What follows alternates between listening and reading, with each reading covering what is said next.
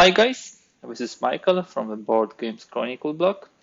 Today I'm presenting to you the second material about the Conquest and Consequence, a game from GMT Games, which is kind of a sequel to a Triumph and Tragedy. In my first movie, I looked into the components, a little about background of the game, quickly doing the unboxing and what's inside. Today I would like to focus on the rules explanation. I will go through the basic rules, which touches each and every nation. I will create separate materials, short movies about each and every faction separately. So today we'll focus on the basics of the game, on the main rules, and what drives this game. Before going into the rules, couple of words of introduction.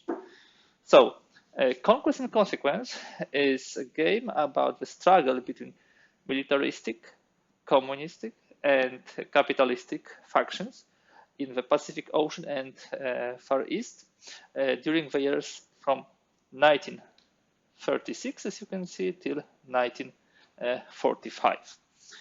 It's important to say what factions we have in the game. First of all, we'll have a militaristic faction. It's a faction which has only one country, Japan, and you can see here in yellow its initial forces disposition and also the territories. It's 1936, so the Manchuria is already occupied here, but the war with China has not yet started. The second faction would be the communistic faction. It consists of Russia, actually the part of Russia which is in Siberia, so Siberian Russia, the red color and also the red units, and also it consists of communistic China. So you see this is Xi'an, here is Mao Zedong. They just finished their long march and they control only one province. The third faction, long term, probably the most powerful, is the capitalistic faction. The head of this faction is of course USA. Here we have USA, and also Manila and Philippines is USA occupied. The second country in the capitalistic faction is the British Empire. British Empire, we have them in blue. Here in Australia, we'll have also Malaya, and of course India. The third country, or the third side of the capitalistic faction, would be nationalistic China, Chiang Kai-shek. Here, they are pretty powerful already during this time, a really strong army, but with low loyalty from the masses, from what we shall see. So we have those three factions. And in essence, this is a three-player game, a strategic level game, as you can see. It's adaptable for 2 players, but it's really shines with 3. And I will be quite open and honest.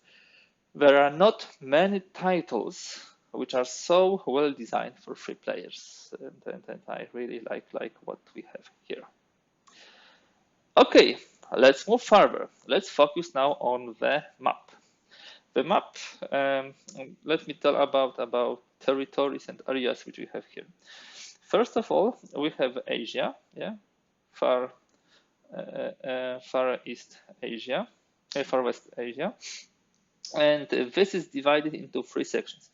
This is the delimiter, was dotted line, which divides the Russia part from China part. This is this part. From China part, and then the third one is Indochina, so that part. This division is important because there are some special rules regarding the actions in China. Usually, much more is allowed within China than outside of China, as you shall see. The proxy wars, the proxy powers, which allow the main players, USA, USSR, and Japan, to fight wars, which does not actually declare war one on another. Okay, what else we have? We have, of course, the Pacific. We have US mainland, and also the Canada. If you look at the color coding, you will see that the colors reflect the home provinces of the powers. For example, you can see the dark green here. This is the home area of USA, and this is the light green. This is the colony of the USA. So the same for Guam, Hawaii, Wake, and so on, and also Alaska. Similarly, for the British Empire, this is the home territory, home state, but these are treated as colonies.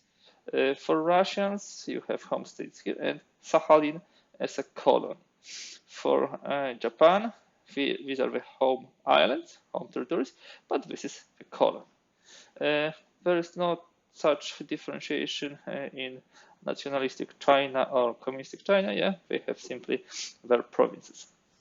What is important, the faction, the country does not need units in its home province to control it. So it's simply controlled by the British Empire.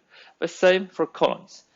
In order to take control by the opponent, by the enemy, they need to leave there some units, some occupiers. Okay, that will be all regarding that part of the map. Now let us focus on the land areas. So the land areas, mainland areas, I would like to draw your attention to the borders between them. You see, there are various types of borders. There are mountains, there are rivers, there are deserts, there are inaccessible mountains or jungles, and there are also plains, like here. That would have a huge impact on the combat, not on the movement, but on the combat. Only through the plain, like this border, you can move two ground units. And all other, like desert, mountains, river, allows you only to move one unit. Impassable terrain does not allow you to move any units. Of course, you can move many more air units through such borders, but these are the ground units who conquest the land. We have, of course, also the coastal areas. So you can move from the coastal area to the coastal area, the navy. This is obvious here, but they will go to the port. What else do we have on the map? Those circles are the straits, and unless there is no war between both sides, you can easily go through the straits. But you can't stop there because this is act of war or variation of a neutrality. Yeah. So this is how this is treated. We have also islands, islets, and bases. All of those things here are either large islands or groups of islands. And as you can see, some of them are rectangular. This means bases. They will be worth victory points at the end of the games. And these are the small combinations of islands. Usually there are some rules. I will not go into details, it's not time yet for this, which tells you how many units you can have on each of them, what you can produce, how supply is organized, so on and so forth. Easy to say, the most important ones are those with bases. Now, as for sea areas, we have two types. We have seas, as you can see, the light blue, and we have oceans, the darker blue. The light blue sea areas cost 1 movement point. The dark blue cost 2 movement points. It's simply a reflection of the relative distances on the map. Okay, what else we should discuss? There are various types of cities, towns, and villages. You see all of them here. Namely, we have 3 capitals or sub-capitals here, because for some of the countries this would not be the real capital. So Tokyo is the capital of Japan. Los Angeles will be a sub-capital which fulfills the role of capital for US. New Delhi would be sub-capital of British Empire, which fulfills the role of the capital for British Empire. Novosibirsk for Russians, and Nankin for nationalistic China, and of course Xi'an for communistic China. What's the difference between those cities? First of all, the population.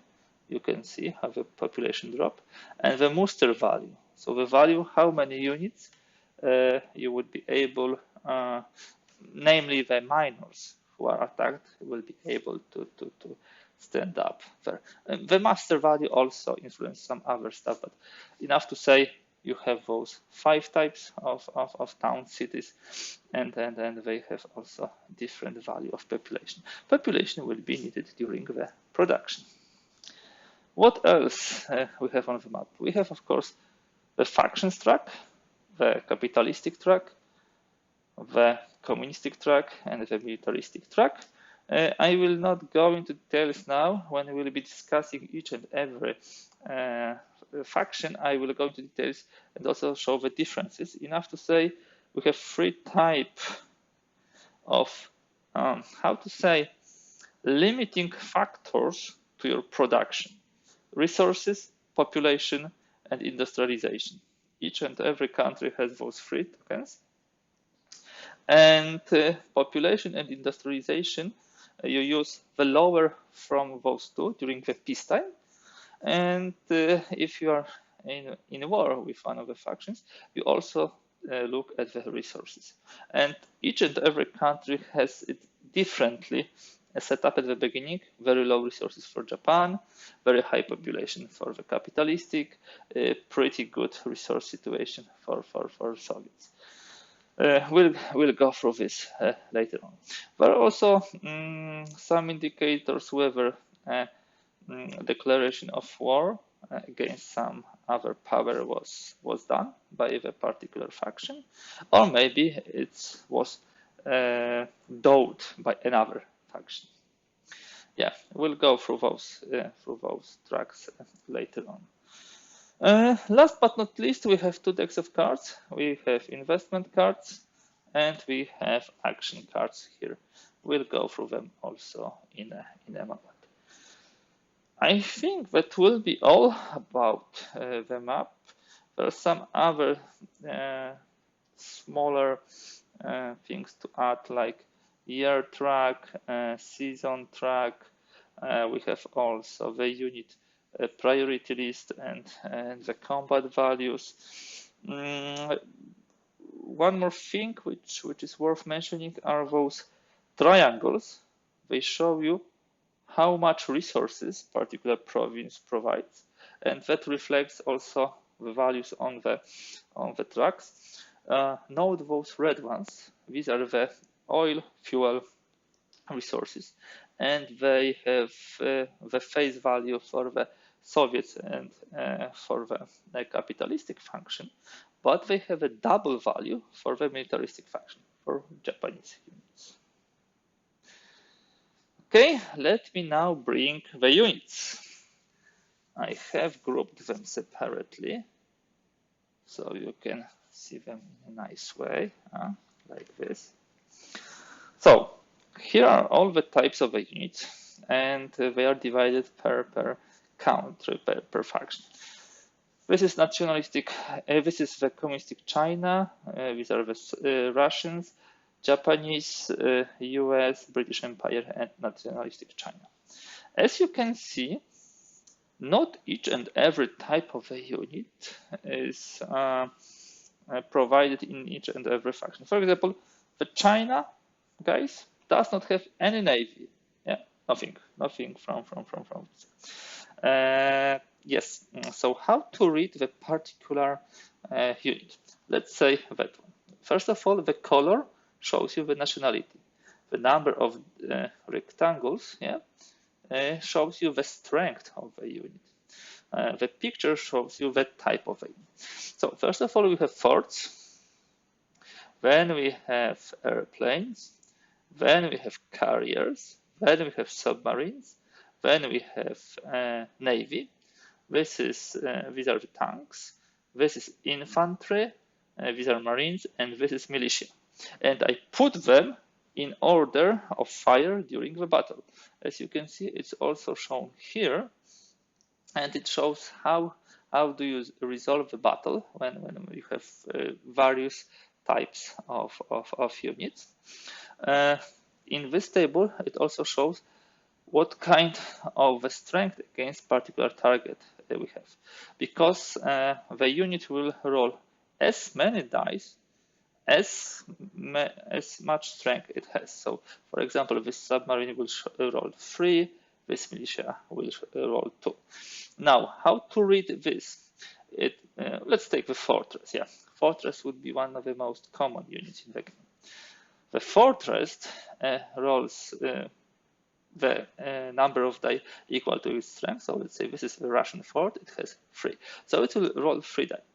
In order to hit the A, so air unit, it needs to roll 1 and 2.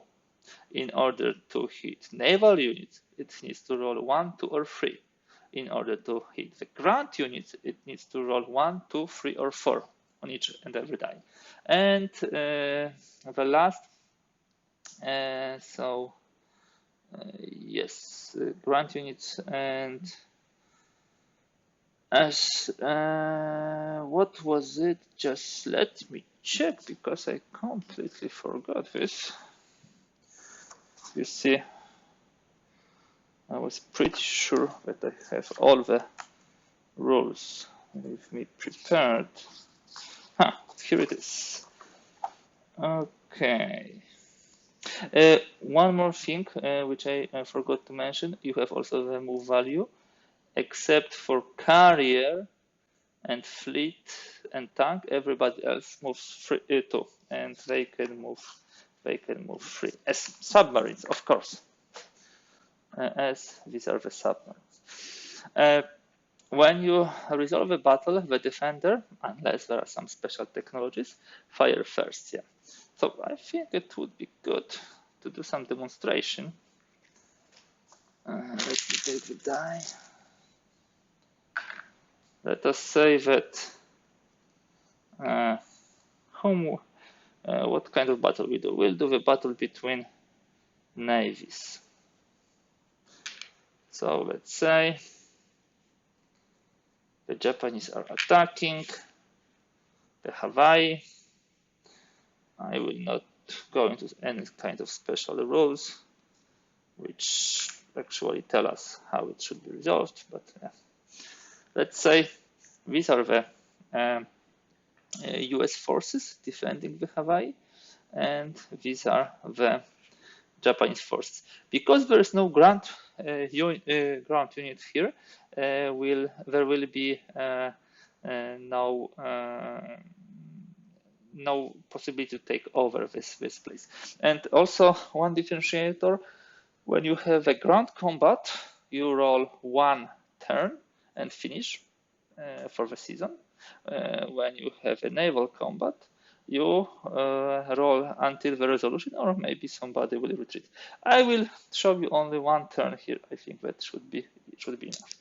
So the order in which we'll be rolling: fortress will be first, then air force, but the defending first and the attacking then. And then we have carriers, again the defending first, the attacking second. Then we would have a submarine and the navy. When you roll a die against the enemy, you need to define against whom. And if you roll more hits than the strength of the unit you were attacking, the excess is lost. So the fortress has the best chance of hitting enemy against naval or submarine. So I think they will roll against naval. It's N3, so it's hit on 1, 2, 3, and the fort has 4 die. Fantastic roll. These are the 3 hits. So the navy goes from 4 to 1. Now we have the planes. They also roll 4 die, and they have the best chance of hitting the enemy airplanes. So A3, 4 die, because there are 4 rectangles. Again, perfect roll, 3 hits. This plane is dead. Now we have carriers. carriers should roll against Navy or against submarines. I think we'll try submarines. They hit on 1 or 2. No luck. And now we'll have Japanese units. First of all, we have carriers. I think we'll roll against the enemy. Let me see how the submarines are rolling. Not impressive. And the Navy.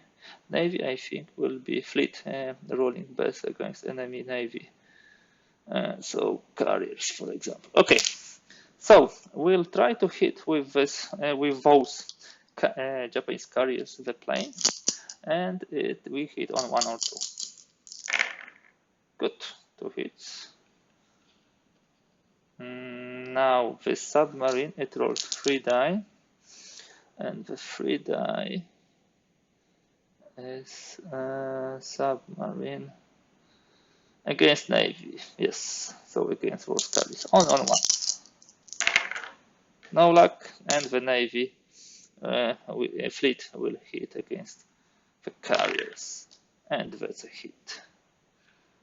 So that resolves the turn 1. Of course, we could fight further, or we can try to retreat. I just wanted to show you how the game mechanics for the combat looks like.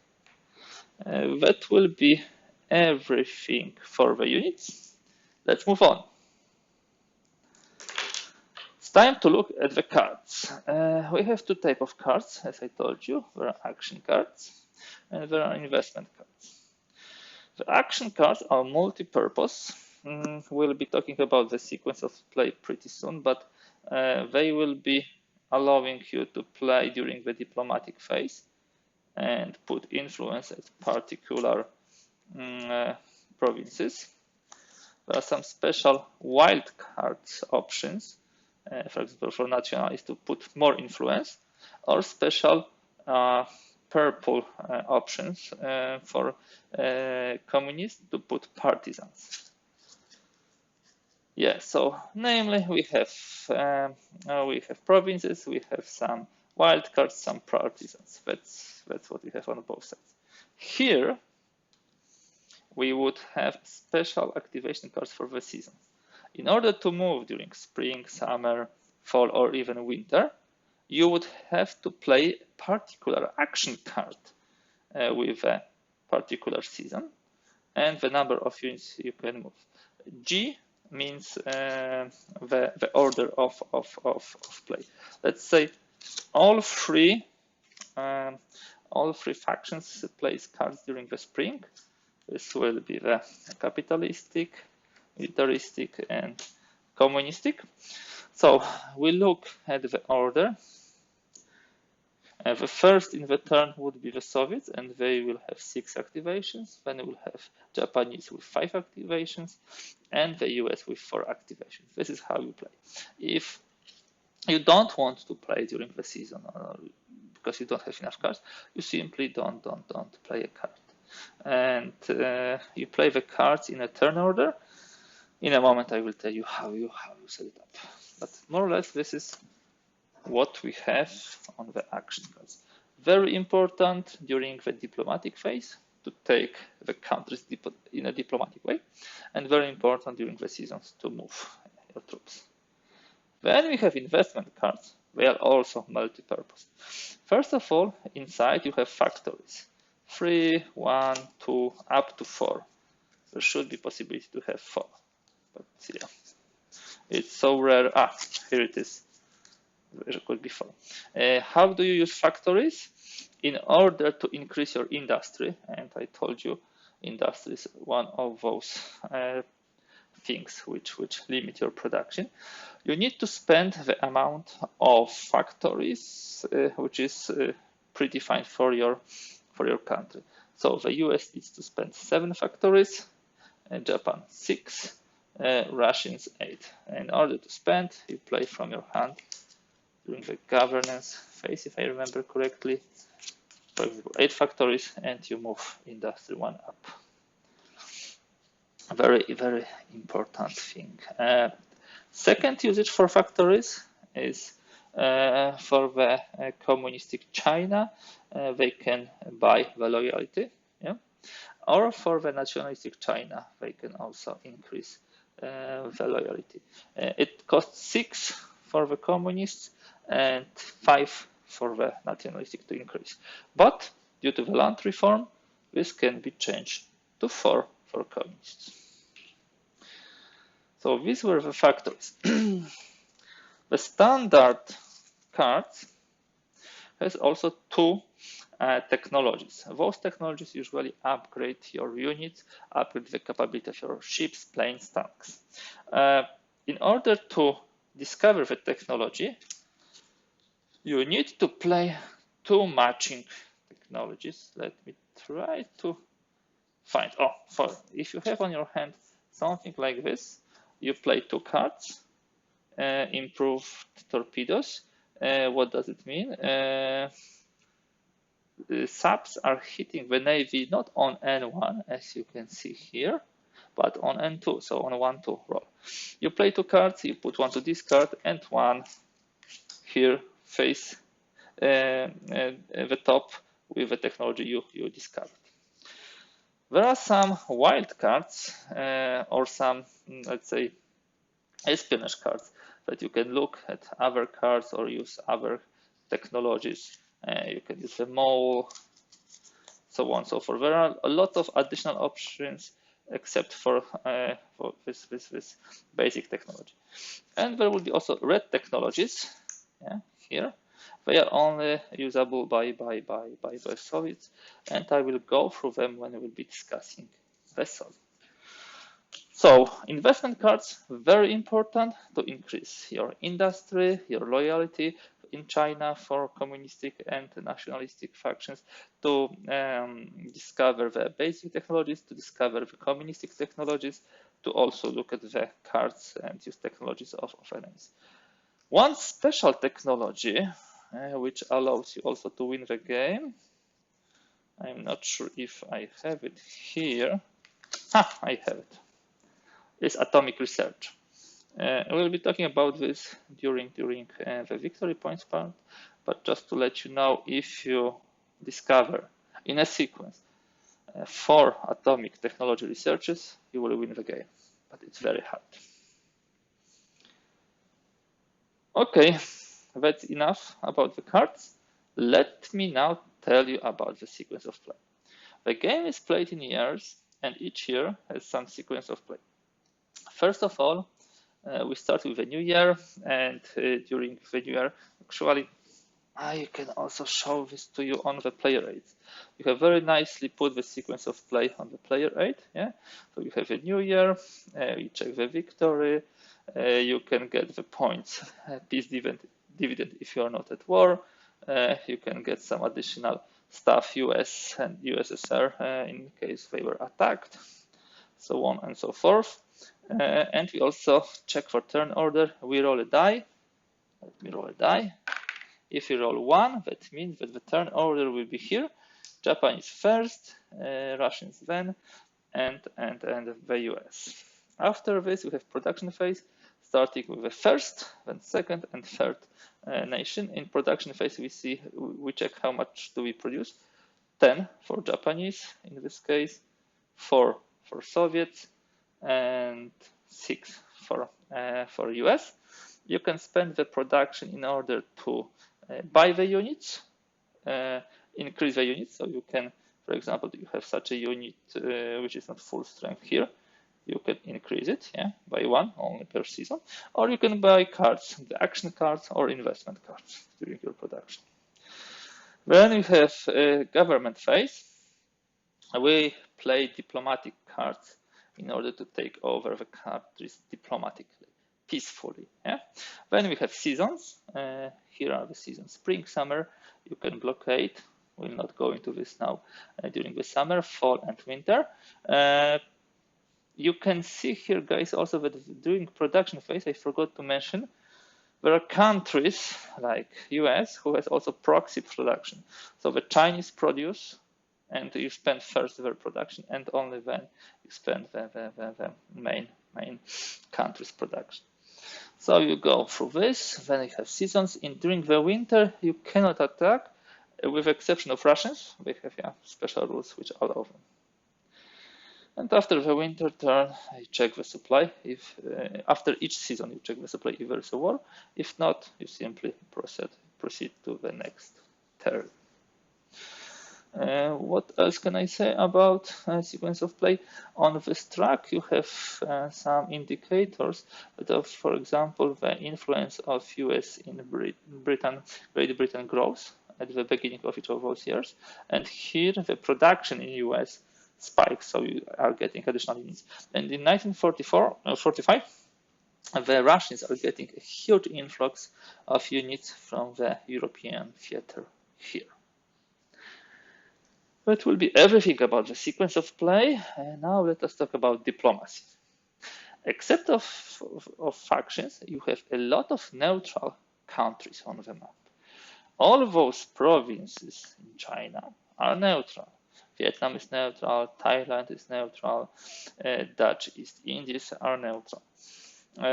During the government phase, during the diplomacy, you will be trying to get the influence there, playing the cards with influence or wild cards, or doing the intimidation, so on and so forth. There will be various states of those neutral countries during this play, and I would like to go through them. If you have zero influence, it's simply an allied country. Let me use some influence markers. Yeah, could be this. If you have, for example, one influence, let's put it here, that means that way. That means that this is associate. And associate gives the exclusive use of resources, for example, 1, and population. This is actually 0. This is too small country, too small place for this nationality, and it increases the number here. Then we have protectorate, and the protectorate is if you have at least 2. Let me just check what I have them. Okay, I have them separately. Let's leave them for now. Easy to say, enough to say, if you have 2, this is protectorate. Again, you have access to the resources, to the population, but still you don't have access to the terrain. You cannot build units there, you cannot move units there. But if any other faction declares war on protectorate, immediately it also declares a war on you. And if you have a free influence at the end of a diplomacy resolution, you take control of the space of this country, of this neutral country, and it immediately joins your faction. You put your units there in the amount of musters, for example, 1, and you can build units there, you can move units there. Once this is an allied faction to you, satellite, it cannot be changed to any other, let's say, state. But of course, influence is only one way of getting the countries, the independent countries on your side. You can also attack them. And if you attack a country, it becomes an armed minor. For example, let's say that